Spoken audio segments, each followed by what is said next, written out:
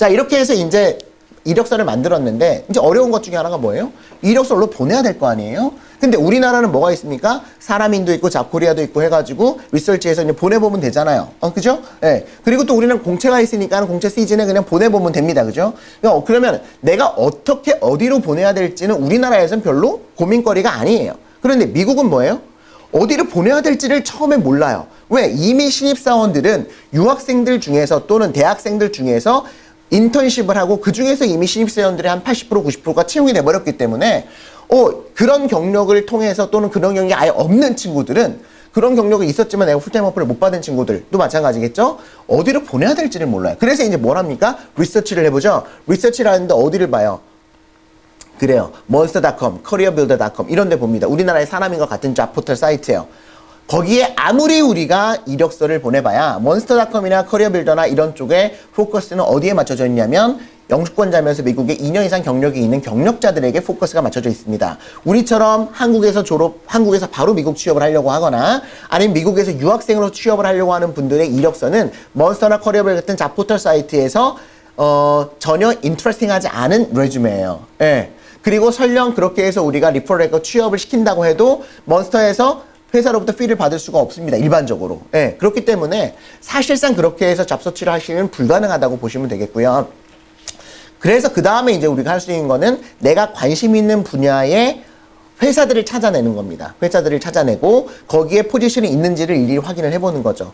그래도 잡포털 사이트나 뭐 구글 서치하는 것보단 그게 낫습니다. 그래서 회사들을 목록을 만들어서 그 회사들로 보내보는 거죠. 자, 보낼 때도요. 가능하면 뭐가 더 좋을까요? 우편으로 보내는 것보다 직접 가는 게 더 좋습니다. 직접 가는 게 더 좋아요. 그것보다 더 좋은 건 뭘까요? 그 회사 사람들을 소개를 받는 겁니다. 소개를 받아서 리퍼를 받아서 그 사람과 얘기를 나누는 거죠. 다만 그 얘기를 나눌 때 뭐가 필요할까요? 내가 왜 이 회사에 적절한 인물인지에 대한 히스토리가 있으셔야 돼요. 스토리가 있으셔야 돼요. 그죠? 예를 들면 내가 회계다. 그러면은 내가 내 레주메를 통해서도 내가 이렇게 준비가 되어 있었다라는 것이 뭔가 보여져야 회사 사람의 리퍼를 받았을지라도 그 사람이 관심 있고 얘기를 해줄 수가 있는 거죠. 그렇지 않고 저 그냥 회계학과 학생인데요. 아니면 한국에서 뭐 회계를 전공하려고 준비하고 있는 학생인데요. 나는 당신의 회사에 관심이 있으니 한번 만나 주실래요? 아무도 안 만나줘요. 바쁩니다. 네, 바빠요. 그래서 누가 소개를 시켜줬어도 그냥 이메일 보내라 그러지 굳이 만나려고 하지 않고요. 이메일도 뭐 잘 답변 안 해주는 경우들도 꽤 많이 있죠. 그래서 미국에서는 뭐를 강조합니까? 네트워크를 굉장히 강조합니다. 인맥이 중요하다는 거죠. 그래서 참 이게 어렵죠. 한국에서 미국에 인맥을 쌓는다는 건 더더구나 어렵고요.